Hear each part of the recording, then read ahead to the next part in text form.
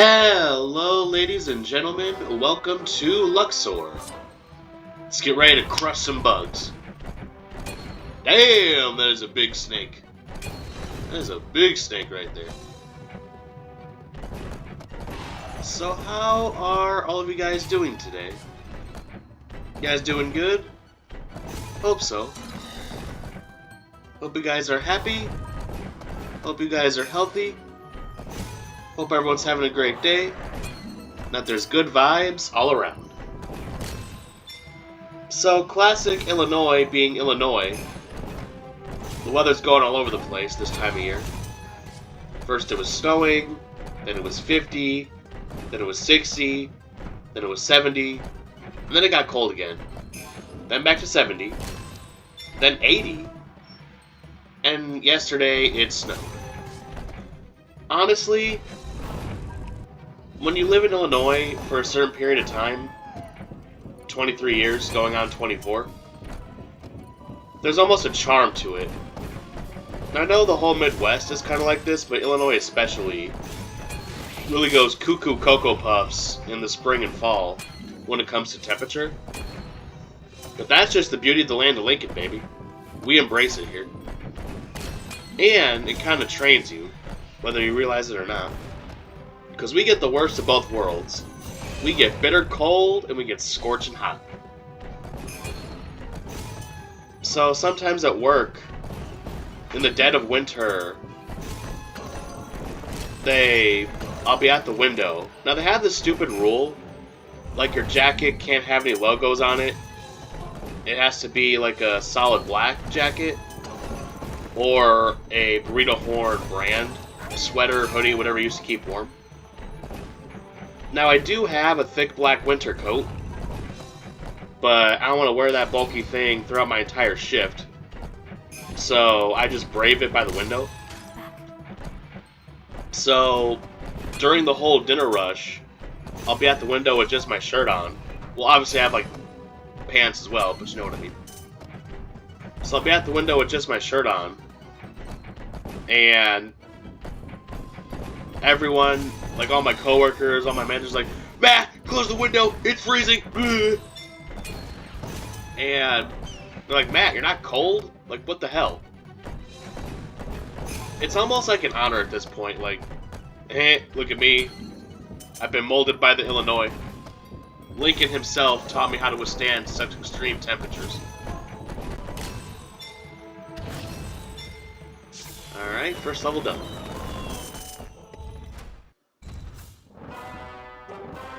Ah, the good old river. See, every time it gets chilly, and I'm at the window like, Matt, like, are you cold? And I'm just like, so here's what I do. When someone asks me if I'm cold, I just look them dead in the eye and I go, no. And it's really funny, the contrast, because everyone else is freaking out, and I'm just over here chilling like a cucumber. It's funny messing with the other people.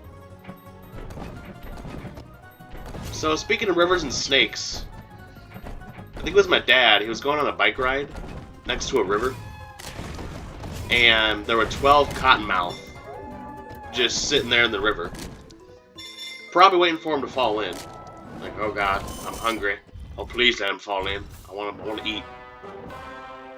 Alright, I'm not going to bother with the puzzle levels. We're just going to skip those. Buried in the sands of time.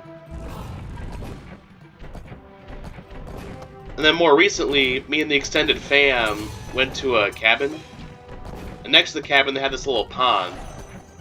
Like fish, turtles, birds. You know, like a nice little scenery. Well, my uncle had to call I don't know what you call it, like, whoever owned the cabins. Because apparently there was a huge snake. Now, I'm not a snake expert, but I saw a picture of it. It was like a maroon color, and it had white lines, diagonal lines, all across its body.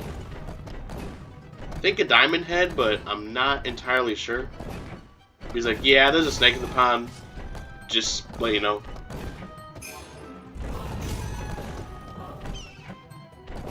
Now, we did go fishing in that pond, but all the fish were too small to bite the hook. Yet they still tried. They took our bait, though. They were experts at taking the bait, but not the hook. My dad, though, he did manage to catch a pretty good-sized fish. I caught one, too, but it fell off the hook. So you get, like... I think you get half a point for that. Now, we had to be careful because the turtles would also try to go for the hook. And obviously we don't want to hook the turtles because we don't want to hurt the turtles' mouths. So you'd see the turtle's head just bobbing. Like, oh, quick, reel it in. No, don't eat that, don't eat that. And then my brother starts yelling at the turtle, no, don't eat it.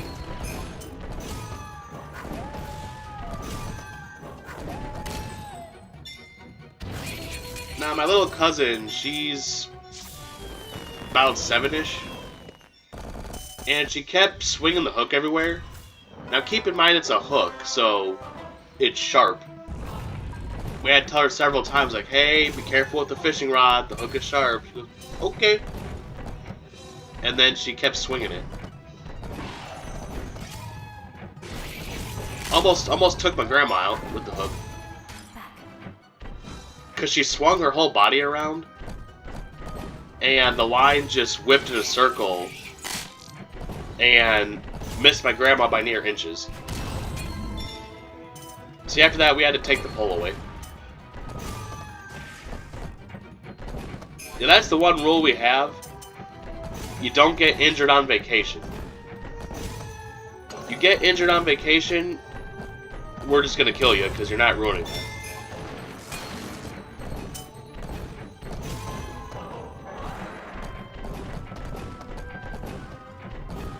So something crazy happened at Burrito Horn. The fryer flooded. You know that event in Baldy where the school floods? The Burrito Horn flooded, but it wasn't water. It was 350-degree boiling oil. So the day before this happened, there was a problem with the fryer. So every once in a while, you change... Actually, no, once a day, you change the filter paper. The bottom part of the fryer comes out, you take the old paper out, you clean out all the crumbs, you put the new paper in, and then you close it back up. Now, I didn't actually see what the problem was, I just heard two of my managers talking about it. But something was wrong with the bottom part of the fryer. Like, they cleaned everything out, but the computer part of the fryer was still saying there was something wrong. So they're looking at it, and they can't figure it out. Like, okay, I don't know what the problem is. So, you know, they put the part back in, and the following day, me and Meximelt were by ourselves. Every Monday night, it's me and Meximelt closing. And it comes time to filter the fryer. Basically, it drains the oil, filters it, I think it just like squishes it around, and then it rises back up. Well, some way or another, after it drained, it couldn't come back up, something was blocking it. And that's what the other two managers were trying to figure out, but they couldn't see anything. And since the oil had nowhere else to go, it just started spewing everywhere. Like, I see steam all over the place, and I see this fryer exploding.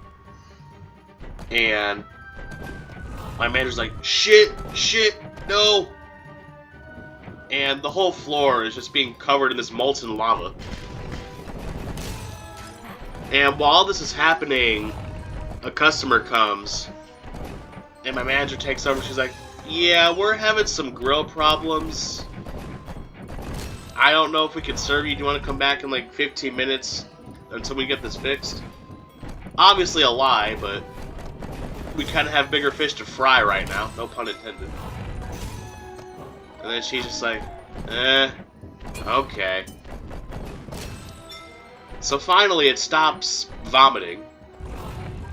And we're both just sitting there for a minute, trying to process what just happened. Like, okay. So, the floor is lava. Literally. So we wasted 2 mop heads. It took 2 mop heads because the oil. Now, even though the oil was clean, because we had recently changed it, like the viscosity and thickness and contents of the oil, like, really kills a mop head. So we had to go through 2 just to clean that whole mess up. Now, thankfully, nobody was hurt, nobody got injured. Like, the people were okay. The floor, not so much. That was kind of rude.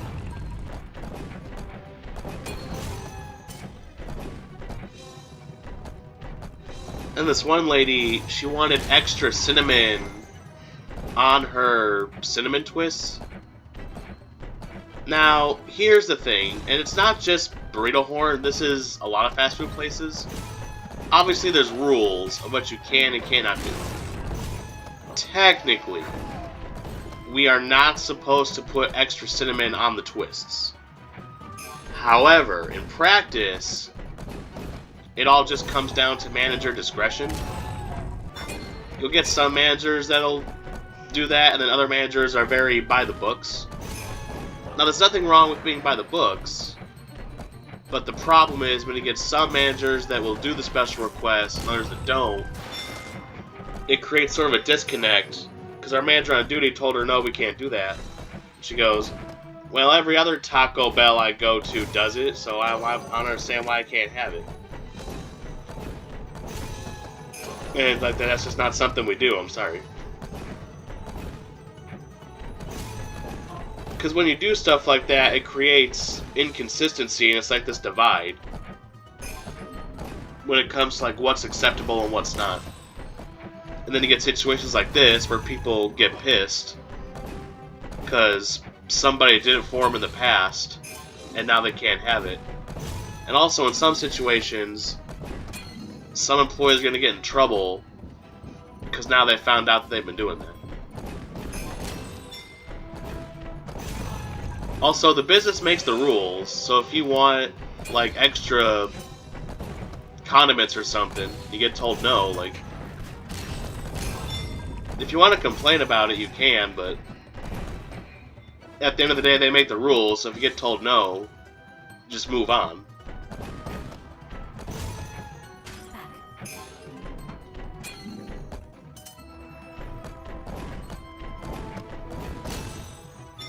Bug is dead.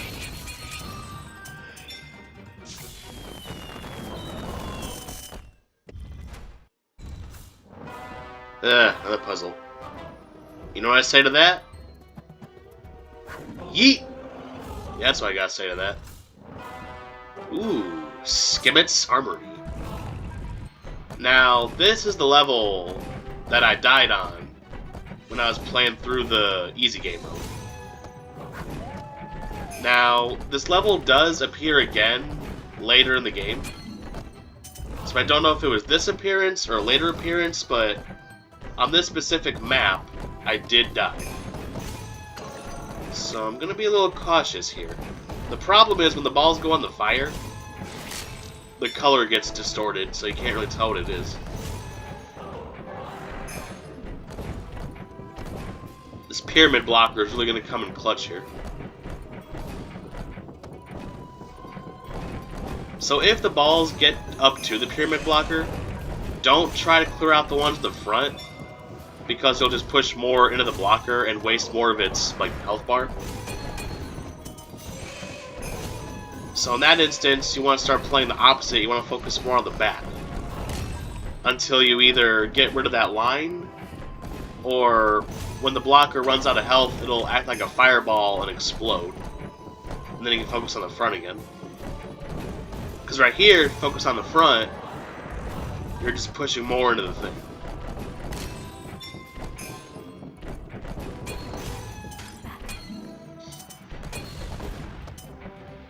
So I hope everyone's having a good day. Hope it's been chill. And if it hasn't been chill, if you've had a stressful day, then I hope tomorrow goes well. Because you deserve it.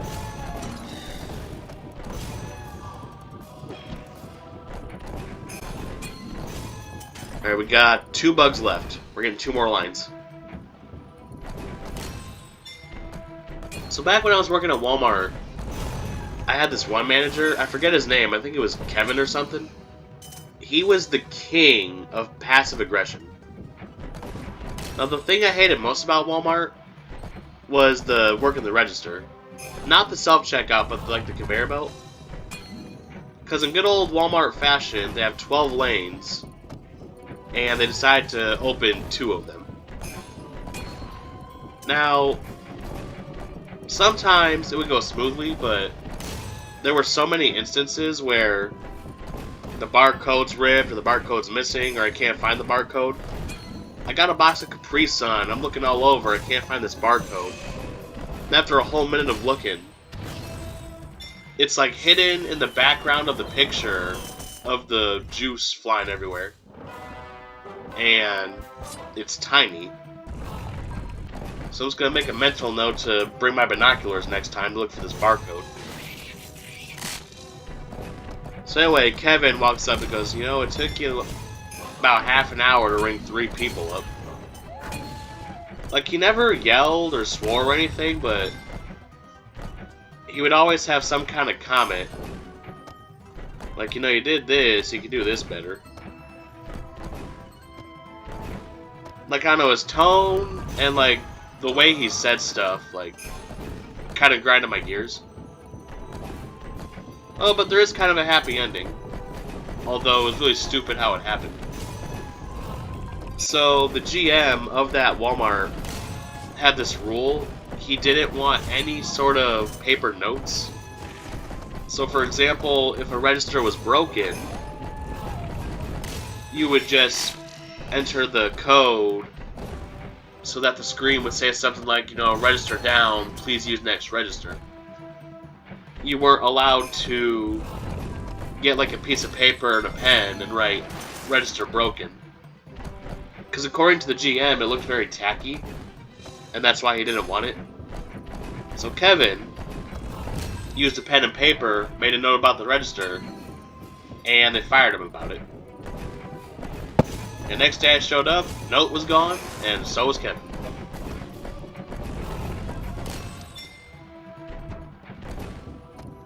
See, I guess he did get his just desserts, but even I gotta agree, that was really petty. He got fired over a note. Come on now. No wonder that place closed down. Alright, we got all 4 jars. Now sit back and watch as I totally annihilate a bunch of bugs.